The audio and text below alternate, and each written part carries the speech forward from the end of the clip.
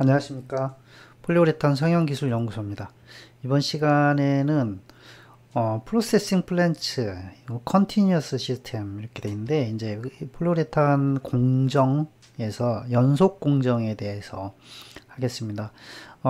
자료의 기본은 이전에 이제 저희가 해왔던 자료 요겁니다. 요거. 이 폴리우레탄 프로세싱 시스템, 이제 폴리우레탄 공정 시스템에 대해서 자료가 돼 있고요. 요게 이제 쭉 다 강의를 했죠. 제가 요거를 다 강의를 했어요. 믹스 헤드, 이게 이제 믹스 헤드 구조가 나오죠. 이렇게 L자, 그 다음에 이제 LFI 이렇게 했고요. 그 다음에 이제 단속 공정에 대해서 얘기를 했고, 여기 이제 여기서부터 이제 연속 공정 얘기예요. 연속 공정.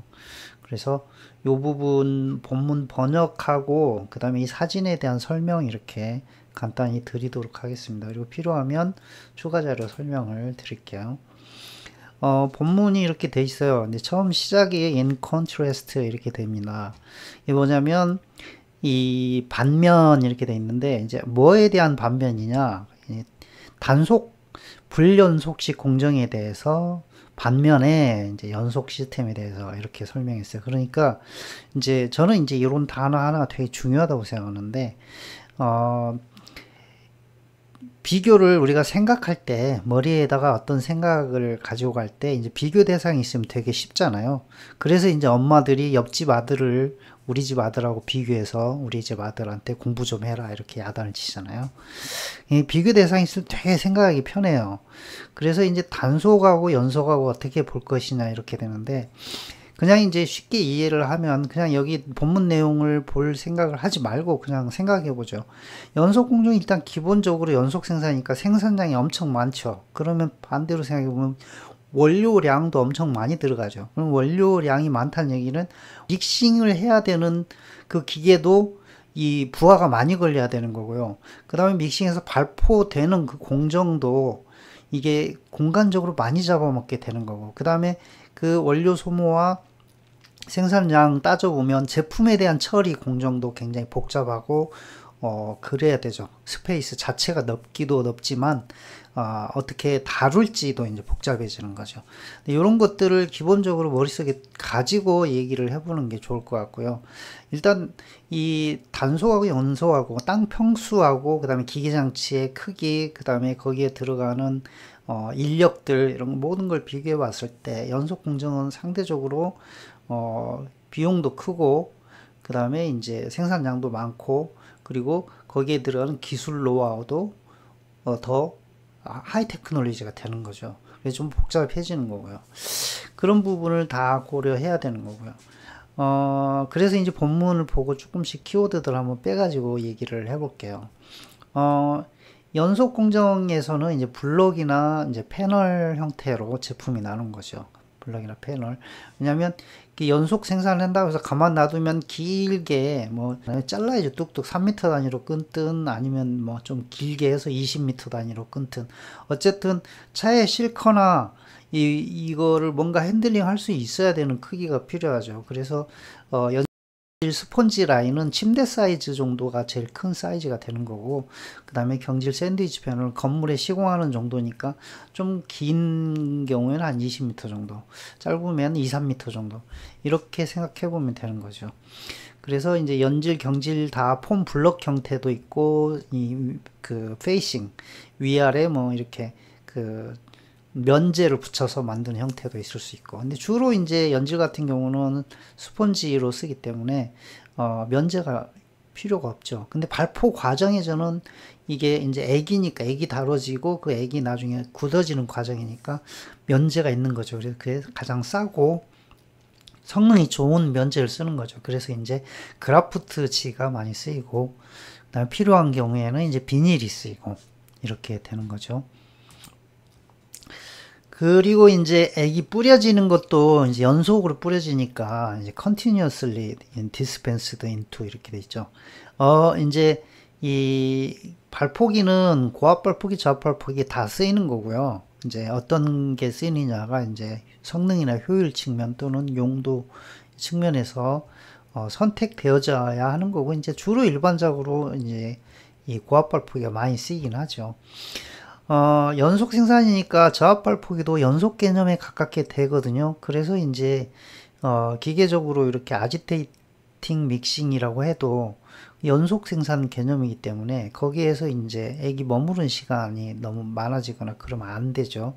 그래서 이제 믹싱이 액량이 많고 그 다음에 이제 믹싱을 많이 해서 계속해서 흘려 보내줘야 되는 조건 때문에 고압발포기도 저압발포기도 뭔가 특수하게 약간 개조되는 느낌, 그러니까 저압고압이 혼화되어 있는 느낌. 그러니까 고압발포기라도 그 고압발포기에서 믹싱이 덜 된 거를 스태틱 믹서로 더 믹싱을 추가를 해주거나, 아니면 이제 노즐이라든지 그 디스펜싱 유니트, 말 그대로 토출 장치를 추가로 달아서 추가 믹싱이라든지, 아니면 그 라미나 플로우로 만들어주는 어떤 거, 아니면 이제 또 멀리까지 이렇게 쏴야 된다라고 하는 상황, 이런 거는 별로 없으니까 그냥 그 부위만 딱 덮으면 되니까 이제 대체로 오실레이팅 시스템이 만들어져 있죠. 좌우 왕복 운동할 수 있는. 이제 그런 측면에서 생산의 효율성을 증대시키는 방안들을 마련해야 되는 거고. 그래서 연질 같은 경우는 이제 리퀴드 레이다운하고 이렇게 트러프 시스템, 이 두 가지 시스템이 있는데 이거 이따 설명드릴 거예요. 그리고 면제가 이제 대체로 이제 연질은 페이퍼가 쓰이고 경질은 두 가지, 페이퍼라든지 부직포 이쪽에 좀 플렉서블 페이싱 머테리얼이 있는 반면에 칼라 강판 이런 것들 같이 이렇게 이제 금속 재질도 있죠. 그리고 일단 이제 디멘전 사이즈는 보통 이제 폭이 2m고 1m 높이, 요게 연질 폼, 플렉서블 폼 블럭 같은 경우는 옵티멀이다, 가장 이상적이다. 그러니까 이제 2m 폭보다 좁고 1m 폭보다 낮으면 생산성이 이제 덜 된 거죠. 이 정도는 돼야 충분히 생산성이 나온다, 이런 개념이고요. 옵티멀이라는 단어 대신에 노멀이라고 안 썼잖아요. 노멀이 아니고 옵티멀, 최적이라고 해서 그렇게 보는 거고요. 1m보다 더 높아지면 뭔 문제가 생기냐? 문제가 생기죠. 밀도 편차가 생기죠. 상하부 밀도 편차, 그런 것들이 있고요.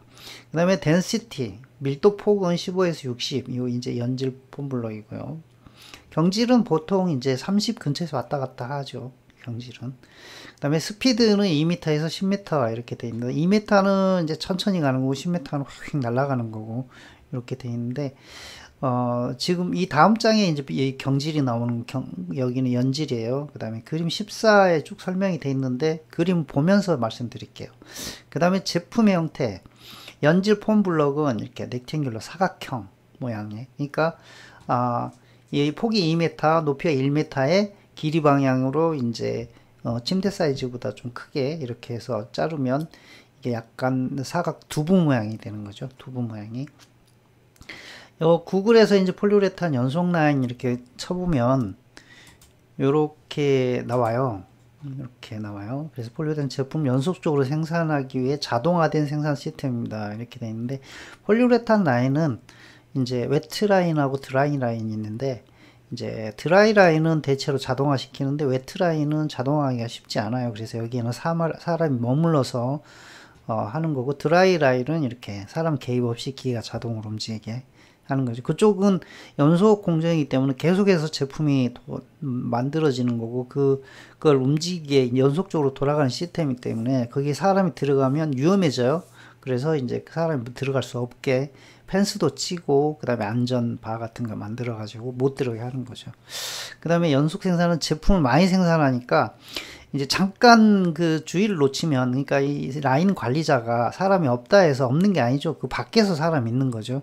그래서 잠깐 뭐 한 몇십 분 정도만이라도 그 주의를 기울이지 않으면 불량이 나기 시작해 가지고 그 양이 대량이 돼 버리니까 이게 문제가 커지는 거거든요. 그래서 이제 끊임없이 생산 관리에 대해서 신경을 써야 돼서, 연속 라인 같은 경우는 단속도 물론 마찬가지긴 하지만 생산 기술이 굉장히 중요하고, 생산 관리자는 경험이 많거나 그 다음에 센서티브, 되게 그 기술이 좀 누적될 수 있는 사람이 해야 되는 거죠. 그냥 아무나 이렇게 생산하면은 이제 돈으로 이제 돈 들여서 이제 불량들을 막아야 되는 거죠. 말 그대로. 그래서 비용적인 측면에서 품질 관리 측면에서 여러 가지로 이제 손실이 발생하게 되는 거죠.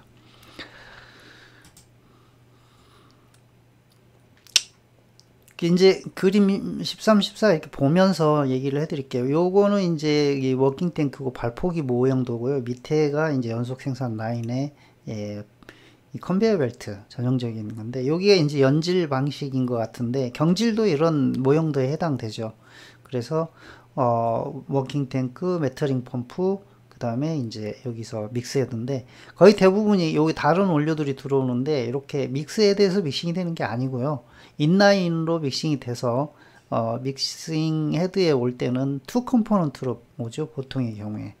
예, 뭐 고용분이나 뭐 안료 같이 이렇게 특이한 상황이 아니면 거의 대부분 폴리올 이소, 그래서 이소는 큰 변화 없으니까 한 컴포넌트고, 폴리올에 처방이 된 상태로 이렇게 믹스헤드에 들어오는 거죠. 이렇게 그림 그려놓으면 여기 지금 저압 헤드 같은데, 저압 헤드 안에서 그럼 4개가 동시에 믹싱이 되냐? 이럴 일은 없다라는 거예요. 이런 일 없어요. 그림이 모형도 개괄도니까 그렇고요.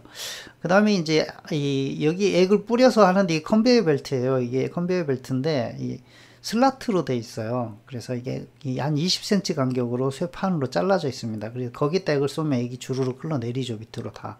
그래서 종이 같은 걸 이렇게 밑에 이 같은 거 보면은 하단 용지라고 돼 있죠. 그래서 용지 위에다가 액을 뿌리고 거기에서 발포가 일어나는데, 이게 하단 용지가 이 통기성이냐 통기성이 아니냐에 의해서 불량률이 달라져요. 그래서 거의 대부분 통기성을 쓰는 게 원칙이죠. 그래서 경질은 부직포가 많이 쓰이고, 연질은 종이, 크라프트지. 그럼 크라프트지도 좀 세잖아요, 액이. 그럼 그 밑에 또 비닐을 깔 수도 있어요. 더 안 세게 하려면. 그래서 2장을 쓸 수도 있다. 이런 개념으로 보시면 되고요. 그 다음에 사이드도 이제 액으로 이 사이드 컨베이어를 만나면 안 되니까 거기도 종이를 대죠. 그래서 여기 F 측면 용지가 들어가는 거죠. 그렇게 돼 있고, 그 다음에 이 컨베이어 벨트는 히팅, 쿨링이 돼야 되죠. 보통은 히팅이 돼요. 왜냐하면 다시 돌아오면서 쿨링이 일어나니까 히팅을 해서 온도를 제어를 하는 거죠. 적절하게 온도를 맞춰서 쓰는 겁니다. 여기 요 탱크가 아무것도 안 써 있어서 뭔지 이제 궁금하시죠? 그래서 제가 하나 이렇게 자료를 조사해 보니까 판넬테크라고 하는 사이트가 있어요. 여기 좋은 자료 많이 있습니다. 여기 보면 CD가 나와 있어요. 그래서 블로잉 에이전트, D가 액티베이터, 보통 촉매를 얘기하죠. 그러니까 이소폴리올에 촉매, 발포제 이렇게 따로 들어가는데, 이게 지금 그림이 잘못 그려졌다고 얘기했죠. 이소는 그냥 들어가고 믹스헤드에 요 화살표가 폴리올이 A에서 나와가지고 여기 어디쯤에서 C하고 D가 만나가지고 여기 한 줄로 들어가게 되는 게 맞죠. 그림 똑같습니다. 앞에 하고 참고하시면 될 것 같아요. 그 다음에 이제 여기 트러프 시스템이라고 해서 앞에 용어가 continuously moving 트러프 이렇게 돼 있잖아요. 이거 이제 연속적으로 움직이는 트러프 이렇게 돼 있는데, 저는 이런 거를 본 적이 없어요. 연속적으로 움직이는 트러프는 본 적이 없고, 안 움직이는 트러프를 설명을 드릴게요. 안 움직이는 트러프 이거예요. 요게 영상인데 이 오른쪽 거 먼저 설명드릴게요. 요 사이트에 가보면 요거하고 요거 두 개를 비교해서 설명을 했는데, 요게 리퀴드 레이다운인데 이 연질 슬라브인데 액을 뿌려서 저 앞으로 흘려요. 이쪽에 약간 경사가 져 있어요. 이렇게 밑으로 꺼져요. 그래서 액이 앞으로 흘러가고요. 그러면서 발포가 일어나는데, 요게 이제 트러프 시스템인데, 여기는 액 뿌리고 그냥 밑에 종이가 있고 아무것도 없어요, 앞에. 근데 여기는 액이 어떻게 들어가냐면 요 밑으로 들어가요. 액이 밑으로 들어가고 여기가 액이 고이는 장치죠. 그래서 이제 말이나 소 여물통처럼 생겼어요. 그래서 그게 액 넘치면 저쪽으로 넘어가는 거예요. 여기 밑에서 액이 주입이 돼서. 그래서 요렇게 저쪽으로 가죠, 액이. 저쪽 방향으로. 그래서 밑에 이제 밑에서 종이가 풀리면서 그 종이가 끌고 가는 거예요. 액이 넘치면서 종이에 닿고 단 종이로 끌고 가는 거예요. 근데 저쪽에 보면 이게 수평 방향이죠. 이거는 이제 잘 보면 이렇게 발포가 이렇게 액이 올라오는 게 보이는데, 요거는 수평 방향이에요. 그래서 요게 맥스폼이라고 해서 이제 컨베이어가 밑으로 꺼지는 방식, 밑으로 꺼지는. 이것도 그럴 수 있어요. 밑으로 꺼지는 방식으로 할 수 있는데, 예, 그러지는 않고요. 이게 앞으로 살짝 기울었다가 다시 수평으로 잡아지는 방식이에요. 그래서 이거를 트로프 시스템, 요거 리퀴드 레이다운 시스템. 요거를 이제 앞에 보여드린 거고, 요게 이렇게 밑으로 꺼진다고 얘기를 했죠. 밑으로 꺼지고, 요게 이제 트로프가 있는데, 트로프가 있기도 하고, 또는 이렇게 종이로 이렇게 바로 이렇게 만나게 해서, 애기 기포가 안 생기게 해주는 경우도 있고, 좀 경우가 있습니다. 그래서 이거 보면은, 이제 제가 설명한 게 이거예요. 여기 리퀴드 레이다운 트로프 시스템 여기 설명드렸고요. 그 다음에 QFM 여기가 이제 이 자료가 인용한 게 여기 보면은 QFM 프로세서 이렇게 인용한 걸로 돼 있어요.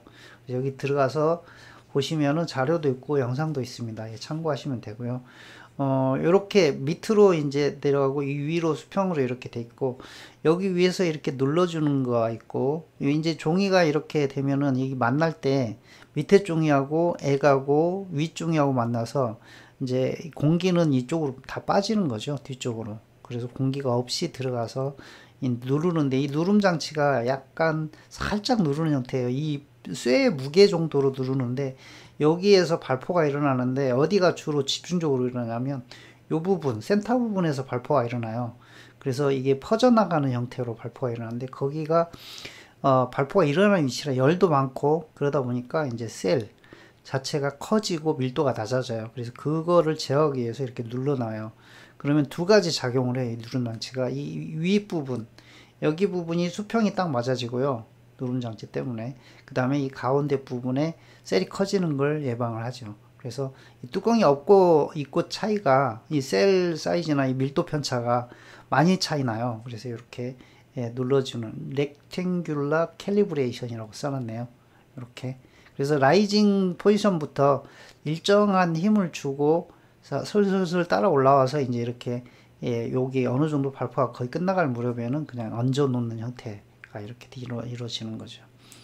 이렇게 컨티뉴어스 영속 시스템이고 이게 연질 슬라브 전형적인 모형입니다. 연질 슬라브에 그 다음에 이제 보드는 더블 컨베이어 시스템인데 당연히 이제 오실레이팅 요게 오실레이팅이에요. 여기 왔다 갔다 하는 거 오실레이팅 이로 왔다 갔다 하잖아요. 근데 이게 진행방에 있으니까 이 밑에 면에서 보면은 이렇게 S자 모양으로 파형을 그리는 형태가 되는 거죠. 오실레이팅 모션이 있고 그 다음에 포밍 프로세스 중에 이제 상하부 페이퍼 또는 상하부 면제가 들어가는데 페이퍼가 들어갈 수도 있고 또는 칼라 강판이 들어갈 수도 있고 이게 좀 다르죠. 그래서 페이퍼 들어갈 때랑 이 칼라 강판이 들어갈 때는 이제 뒤쪽에 장치들이 달라지죠. 앞에는 똑같죠. 앞에는 똑같아요. 그래서 그림 보면서 설명드릴게요. 이따가. 그 다음에 디멘전은 뭐 0.5에서 1.3m인데 보통 이제 1m로 생산하죠. 폭을 1m로 생산하고요. 그 다음에 이제 폼 높이가 20에서 240mm 정도 된다 그러는데 요게 이제 발폭이 하나로 한 라인에 생산하는데 이쪽으로 가거나 이쪽으로 가거나 이러면 굉장히 생산이 까다롭고 어렵죠. 왜냐하면 토출량, 믹싱 이런 개념도 있고 그 다음에 이제 원료가 한 원료로 같은 라인에서 쓴다 이런 관점이 굉장히 그 원료를 구상하는 측면에서 되게 어려워요. 그래서 이제 보통 이제 이 중간 어디쯤 한 60T에서 180T 정도는 원활하게 잘 생산이 되는데 그 밑에 저 T, 그 다음에 그 T 이거는 굉장히 까다로워요. 그래서 저는 이제 웬만하면 그런 제품이 시장에서 꼭 유통되지 않게 좀 했으면 좋겠는데 이제 경쟁이 심하다 보니까 유통이 되고 있어요. 생산이 굉장히 힘들어요. 그래서 말씀드리는 거고요. 이렇게 되어 있습니다. 더블 벨트가 있고요. 밑에 컨베이어 벨트, 위에 컨베이어 벨트 둘 다 히팅이 가능해야 되는 거고요. 그 다음에 슬라트 형태로 되어 있고요. 그러다 보니까 이제 밑면, 윗면, 페이싱 머테리얼이 다 들어가고요. 요거 이제 전형적인 고압 발포기 형태로 되어 있죠. 특히 이제 이렇게 보드 아니고 칼라 강판으로 이렇게 상부 면을 잡는 경우에는 이게 멀리에서 들어와야 돼요. 이렇게 휘어질 수가 없으니까 멀리에서 들어와야 되기 때문에 믹스 헤드가 커지면 안 돼요. 그래서 믹싱이 항상 제대로 안 돼요. 그래서 샌드위치 패널이 믹싱이 항상 부족해요. 그래서 그런 부분을 보완하기 위해서 여러 가지 장치들이 쓰이고 있고요. 그렇게 보시면 됩니다. 추가적으로 이제 조건 같은 걸 좀 보겠는데, 뭐, 라인 스피드 2m, 5m 이렇게 돼 있는데, 이 2m 이거는 이제 없고요. 기본적으로 한 7m 정도 되면 완전 저속, 한 13m 정도 되면 중속, 그 다음에 이제 한 40m 되면은 이제 고속 이렇게 되는 거고요. 그 다음에 이제 공정은 이렇게 메탈 샌드위치 같은 경우는 이제 이 롤포밍기가 필요하니까 한 200m 정도 공장 크기가 이 정도까지는 돼야 된다. 그리고 이게 이제 프로파일링 메커니즘이라고 했는데 롤포밍기를 말하는 거죠. 그 쇠를 이게 주름도 가고 그 다음에 옆에 사이드를 구부려서 발포를 시켜야 되니까 메탈 페이스가 돼 있는 경우에는 그렇게 이제 장치가 추가적으로 달리는 거죠. 그리고 제품 자체도 이제 다뤄지고 포장돼서 나가야 되는데 스태킹이라든지 패킹, 스태킹은 이렇게 찝어서 옮기는 걸 스태킹이라고 하는 거고요. 여기는 패킹은 이제 랩 싸거나 뭐 이런 걸 말하는 거죠. 적층할 때 이런 걸 말하는 거고. 스태킹 할 때 요 보면은 하나는 뒤집어야 되죠. 그래야 그 휠 때 한쪽 방향으로 휘니까 하나는 정방향, 하나는 뒤집어서 이렇게 위아래 이렇게 해야 되죠.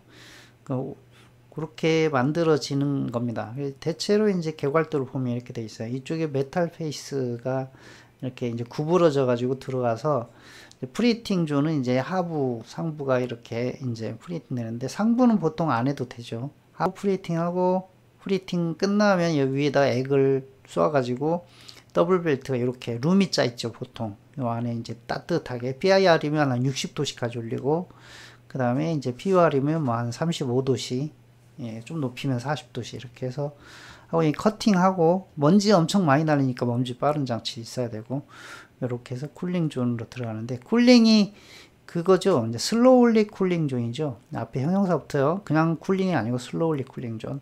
그 다음에 이제 스태킹, 패킹 이렇게 해서 여기서 적층하고 싸가지고 랩핑 해가지고 나가출하하는 거 이렇게 형태가 되어 있죠. 여기 헨네케 홈페이지 가보면 이제 지금 최신의 기계들이 이렇게 나와 있죠. 이렇게 돼 있고요. 이것도 영상이 이렇게 돼 있어요. 클릭해 보면 여기 영상 클릭해 보면 이렇게 들어가서 볼 수 있게 돼 있습니다.